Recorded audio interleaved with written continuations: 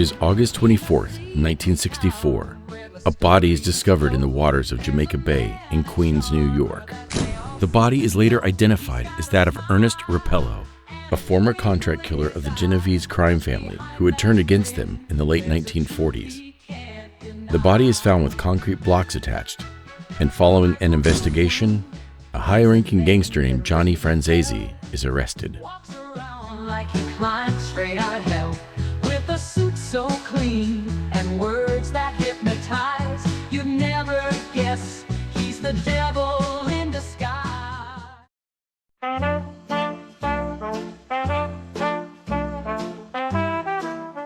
Naples, summer 1917. Carmine and Maria Franzese, Italian immigrants living in the United States, return to their hometown for a long-awaited vacation. During their stay, Maria gives birth to their son, Johnny.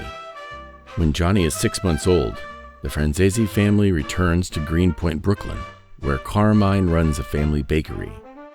As he grows up, Johnny's mother often calls him by the nickname Sonny, a name that will stick. As he approaches his 20s in the 1930s, the New York Mafia is experiencing a period of rapid and explosive growth. Sonny begins working under a man named Joseph Profaci, the boss of the New York Profaci crime family. Profaci is an unusual boss, as he initially had very little knowledge of the criminal underworld before his appointment. For one reason or another, whether because he was the son of a Sicilian mafioso or because of his large-scale olive oil business, Profaci had become a boss. By the early 1930s, when Sonny became involved with the family, Profaci was overseeing numerous criminal operations, including loan sharking, drug distribution, prostitution, and more. In 1938, at the age of 21, Sonny was arrested for the first time for aggravated assault. 4 years later, he was drafted into the U.S. Army to fight overseas. However, he was soon discharged after a psychiatric report labeled him psychoneurotic with pronounced homicidal tendencies. Upon returning to New York, Sonny resumed his criminal activities, establishing himself both in New York and New Jersey. He ran all kinds of financial rackets typical of the Mafia and achieved rapid success. His willingness to commit murder, combined with his financial intelligence and his attention to appearance, allowed his career within the Profaci family to advance quickly. As a man in his 30s, he became a regular at the famous Copacabana nightclub, where he spent heavily on drinks and mingled with celebrities such as Sammy Davis Jr. and Frank Sinatra. He also frequently associated with Rocky Graziano, a famous boxer in the 1940s and one of the best in the country.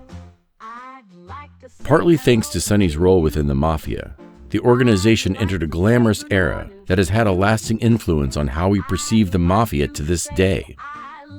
In 1950, Sonny was finally formally inducted and became an official member of the family, working under the orders of the family captain, Sebastiano Aloi. Sebastiano, aka Buster, was a highly influential captain within the family and one of its original founders.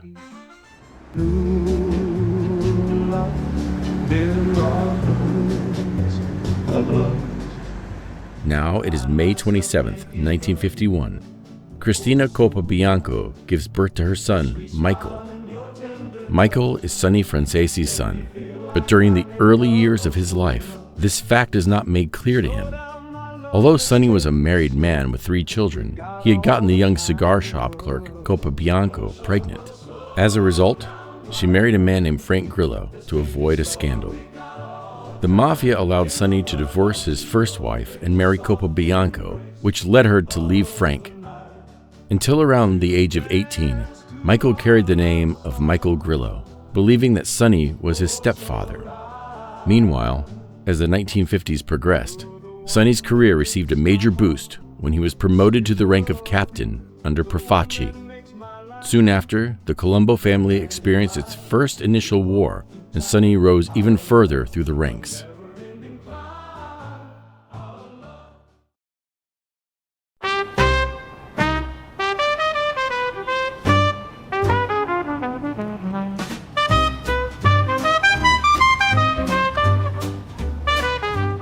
Joseph Profaci was a controversial figure within his family. Although he was a wealthy man and generous toward the church, he was viewed by his associates as a miserly boss.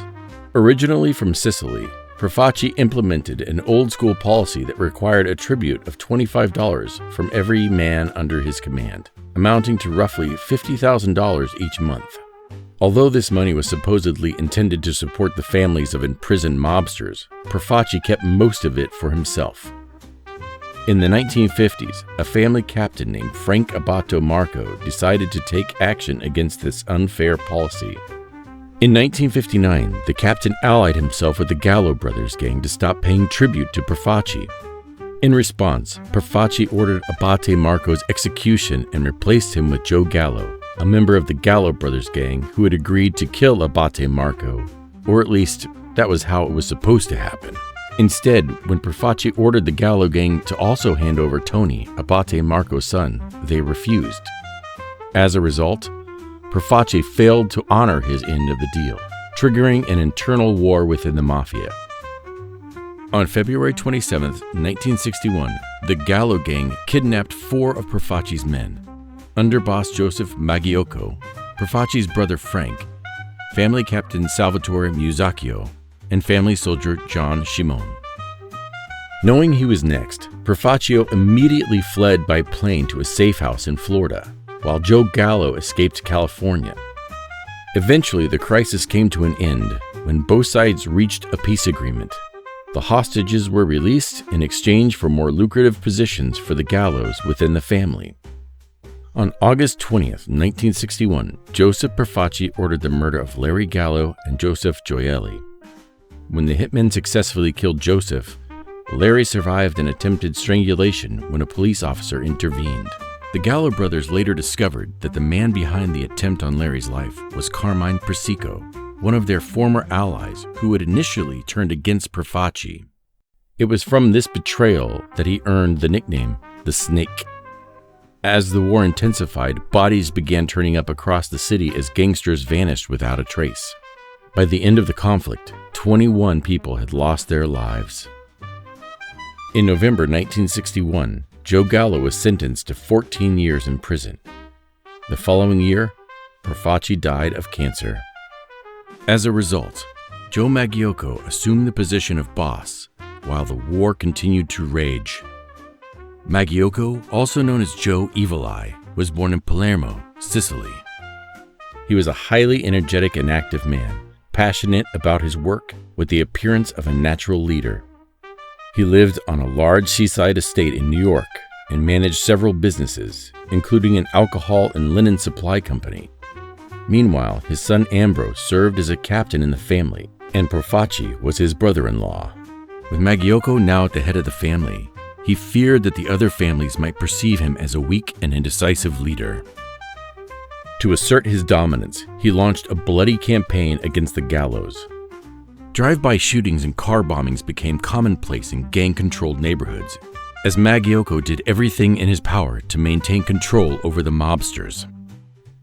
However, by 1963, the conflict had subsided, but the commission still did not recognize Maggiocco as the legitimate boss. In 1963, Joe Bonanno launched a campaign against the commission to seize control of New York, seeking Maggiocco's support. As a longtime friend and opponent of the commission, the new head of the Profaci family agreed to assist him. Maggiocco was tasked with eliminating Tommy Lucchese and Carlo Gambino, a high-level assignment that he trusted to his best hitman, Joseph Colombo. Colombo, however, revealed the assassination plot to the commission, forcing Bonanno to flee to Montreal. By this point, Maggiocco was in poor health. He confessed to the assassination plot and was spared. For his cooperation, Colombo became the new head of the family and appointed Sonny Franzese as his new underboss. Meanwhile, the glamorous underboss became a partner in Buddha Records in 1967. He produced a wide range of genres, including folk and soul rock.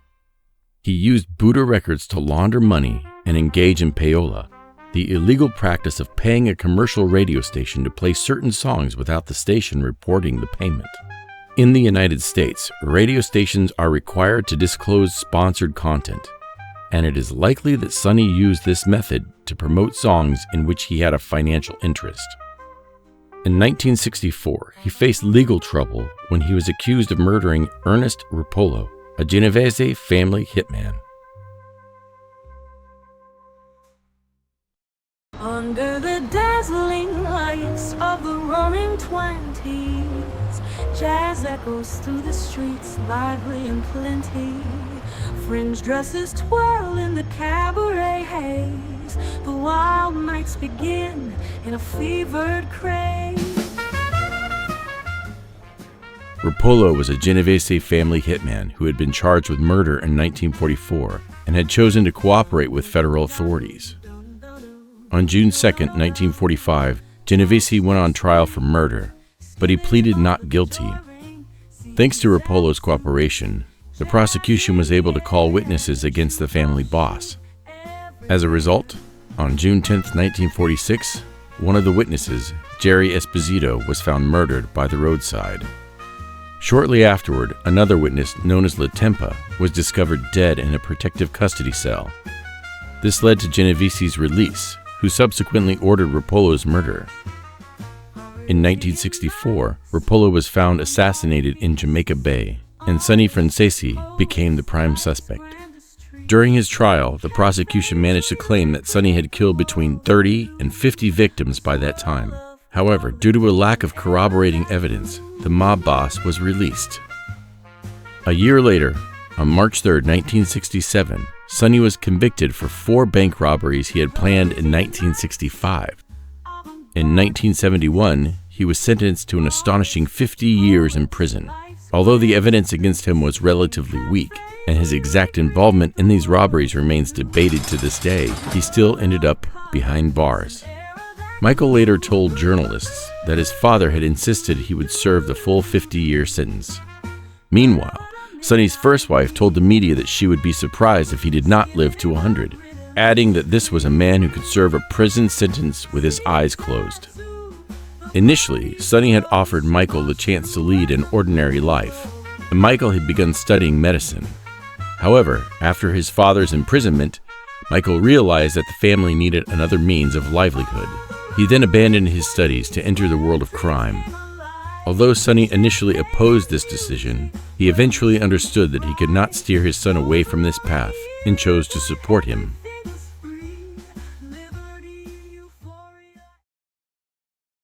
This is where it all started. It was a big event for the 2 executive producers of the movie, Jerry Zimmerman and Michael Franzese, 2 newcomers to Hollywood who in only a few years have been able to raise millions of dollars to make and distribute movies. Closely watching all this in surveillance vans across the street were police and FBI agents investigating Franzese, Zimmerman, and organized crime in the movie business.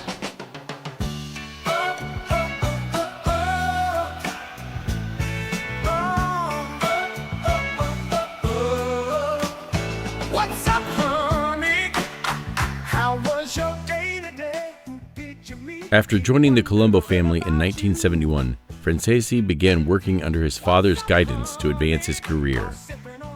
In 1972, Sonny financed Deep Throat, a notoriously famous pornographic film, which marked the beginning of what is considered the golden age of adult cinema.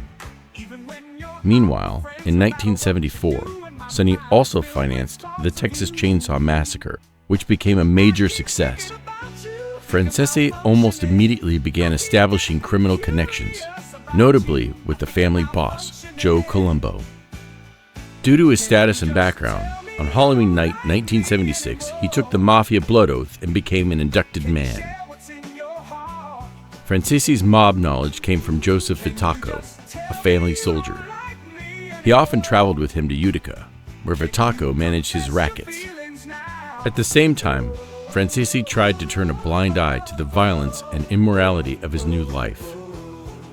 By the late 1970s, Franzese had established connections with John Gotti and Angelo Ruggiero, 2 high-ranking members of the Gambino family. When an Opus market owner asked him for a favor, the owner asked Franzese to drive away a drug dealer who was operating in his market in exchange for becoming a partner in the business. Franzese sent Anthony Saravola to handle the matter, but later discovered that the dealer was one of Gotti's men. Nevertheless, both parties expressed mutual admiration. Meanwhile, Sonny became a partner at Calla Records, another record label, thanks to owner Nate McCullough. The production company closed in 1977, and 3 years later, McCullough was found murdered. At the same time, Franzese managed numerous legitimate businesses in the area, including car dealerships and nightclubs. Yet Franzese was not untouchable by the law. In 1983, Chet Cummings, a New York boxing promoter and longtime acquaintance of my father's, was approached by Bobby and Victor Guerrero, who used the name Victor Quintana, to help arrange a meeting with Don King for the purposes of discussing the possibility of co-promoting some major boxing events. Unbeknownst to all of us at the time, Guerrero was an undercover FBI agent and Bobby an undercover informant working a sting operation directed at professional boxing. In 1983, the FBI began investigating Don King, a prominent boxing promoter with ties to organized crime. The plan was to introduce an undercover agent going by the name Victor Quintana to King through Franzese. Although Franzese did not know King personally beforehand, his criminal associates did. Quintana's role in the undercover operation was to pose as someone seeking entry into the boxing promotion world, which would allow authorities to gather evidence of King's illegal activities. However, the investigation had to be abandoned. In 1985, Franzese and Walter joined forces to open a management agency. A massive scandal soon followed, involving approximately 43 collegiate athletes. He was also implicated in the notorious Mafia gasoline scandal, which, while propelling his career to its peak, also marked the end of his direct involvement with the Mafia world.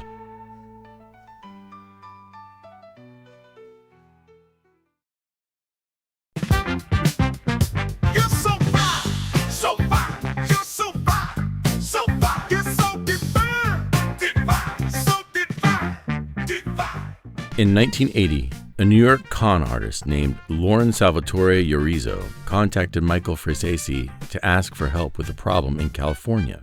A group of criminals was harassing a white-collar scam operation that Urizo was running, and he offered a percentage of his profits in exchange for Franzese's assistance.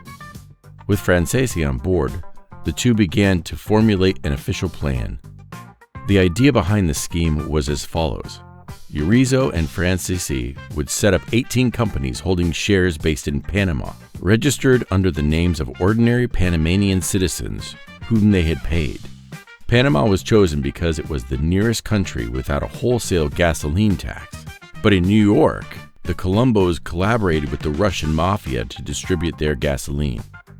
The scheme worked by selling gasoline wholesale between companies A and D. However, the gasoline first passed through companies B and C before reaching D. Company C was responsible for reporting the sale of gas on paper and falsifying tax documents for Company D. Company D would then sell the gasoline at a reduced price to customers through gas stations operated by the Russians. Through this manipulation, the Salvatore gasoline cartel pocketed approximately 9 cents per gallon in unpaid taxes. At the time, the IRS was still relatively slow in collecting tax payments.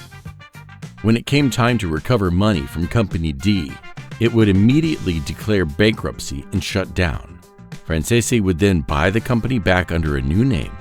This new company used the same name as the Panamanian distributors.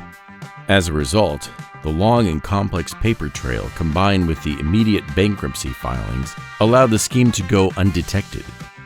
It ensured a continuous flow of profit while evading tax authorities. In reality, these companies were just empty offices with a single phone number. This scam amounted for nearly half of fuel distribution across New York City, with Franzese taking nearly 3/4 of the total profits. While the exact amount of these earnings is unknown, estimates range from $2 to $8 million per week, a massive sum at the time, and a rapid accumulation of wealth for Franzese and his accomplices. The scheme also expanded to many other states, and by 1986, it was estimated to be operated in 14 of the 50 states. It is possible that Franzese used Miami Gold, his film production company, to launder the funds. Thanks to this operation, he became one of the richest gangsters in the country, earning him the nickname, the Yuppie Don. However, all the attention focused on the young Franzese at the age of 34 ultimately caused more problems than it solved. Toward the end of 1985, in December, Michael Franzese was indicted on 14 counts related to the gasoline fraud, alongside 8 other defendants. Shortly afterward, in Florida, he was indicted again, this time with 25 additional people, for a total of 177 individual counts. Although he managed to evade several similar prosecutions in the past, this case was different. While Franzese was held without bail, his partner, Lorenzo Rizzo, was sentenced to 5 years in prison and fined $1.7 million. Facing this sentence, Rizzo decided to cooperate with authorities in March 1985, becoming an informant. The situation was clearly unfavorable for Franzese, and on March 21, 1986, he ultimately pleaded guilty to 2 counts, one of tax fraud conspiracy and one of racketeering conspiracy. He was handed a massive restitution fine of $14.7 million and a 10-year prison sentence. As a result, he had to sell his assets, including his enormous mansion in Upper Brookville. He ended his second trial by accepting a plea deal, receiving a sentence of 9 years in prison and a $3 million fine. Then, in 1989, Walters went to court for allegedly intimidating collegiate athletes into signing contracts with him. Franzese was summoned by the court and called to testify. However, the prosecution did not consider him a federal informant, and he refused to cooperate. In reality, his testimony provided only limited information regarding the agency scandal. Despite his refusal to cooperate as an informant during the Walters case, Michael Franzese was not indicted for his activities with his former partner's agency. Walters, on the other hand, was sentenced to 5 years in prison and fined $395,000. In September 1990, however, Walters' case was overturned on appeal. By the end of 1991, Franzese was sentenced to 40 years in prison after violating the terms of his parole. During the trial, prosecutors revealed that Franzese had only begun repaying his restitution fines that very year. The lead prosecutor claimed that Franzese had deceived the government for many years by providing no useful information about the Cosa Nostra, essentially labeling him a fraud. In a later interview, Franzese explained that he had not actually collaborated with the government. He admitted that he had made authorities believe he was cooperating, but in reality, he never did. Although he was sent back to prison when officials uncovered his strategy, he emphasized that he had never sent anyone behind bars. His statements reveal how he sought to mislead the authorities while remaining loyal to his principle of never betraying his mafia associates, despite the pressure he faced. While in prison, a guard gave him a Bible, and the gangster became a born-again Christian. This spiritual transformation led him to vow to leave his criminal life behind for good. On November 7, 1994, Franzese was released from prison as a free man.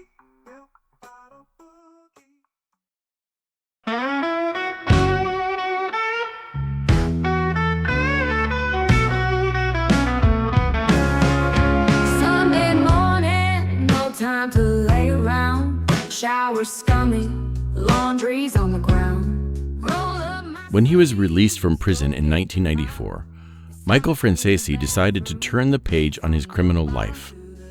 In 1995, he and his family moved to California, trying to hide from the mafia's reach. Although agents told him it would be impossible to relocate without going underground, Franzese chose to settle on his own and remain vigilant throughout each day. He changed his habits and kept his distance from his former contacts, and for good reason. He knew very well that a contract was out on his head, and that his own father was involved. He understood, however, the difficult situation Sonny was in. Even though he was his son, Sonny faced the threat of certain death if he did not turn against Michael, since he had been the one to introduce his son into the mafia. Sonny Franzese became the underboss of the Colombo family once again after John DeRosa was imprisoned marking the second time he held this position.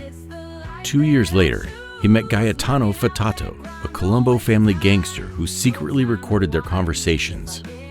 Sonny went into detail about how to carry out mafia-style murders, admitting that he had personally killed numerous people. He explained various methods for avoiding DNA detection, cleaning up crime scenes, and disposing of victims discreetly and efficiently. Subsequently, in May 2007, Sonny returned to prison for violating his parole and was indicted in connection with the recorded conversation, his involvement in the Third Colombo War, and a series of burglaries in 2006 in New York. On June 4, 2008, Sonny Franzese was officially indicted on a wide range of charges, including racketeering. He was released later that year on December 24th. In 2005, Sonny's son, John Jr., became a federal informant. He was not really an active member of the family mafia, but rather a troubled addict with legal issues. He began wearing a wire to record his father and testified against him twice. After the second testimony, Sonny allegedly attempted to have his son killed, and Jr. entered the witness protection program. On January 14, 2011, Sonny, then 93 years old, was sentenced to 8 years in prison for extortion related to a strip club. At that time, Sonny suffered from gout, partial blindness, kidney problems, and rapidly declining health. He was granted compassionate release only in 2017, leaving the Federal Medical Center in Massachusetts at the age of 100. Around that time, his son Michael had become a television personality and a Christian motivational speaker. The two reconnected and repaired their relationship, but Sonny passed away on February 24, 2020, at the age of 103. The story of Michael Franzese is one of the strangest. Born into a mafia family as the son of the underboss of one of New York's most powerful families, his life took a radical turn when his father was imprisoned. Until then, Franzese had led a normal adolescent life, but he decided to join the Colombo family. He quickly became one of the city's most influential men, earning millions every week. However, everything fell apart within a few years.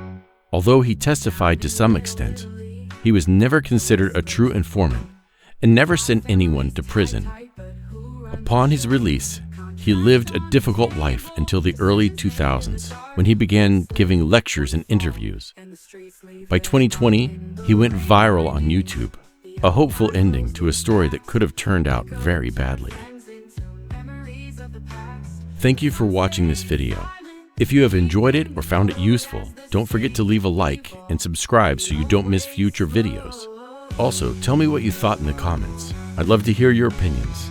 And as always, stay tuned for what comes next. See you very soon.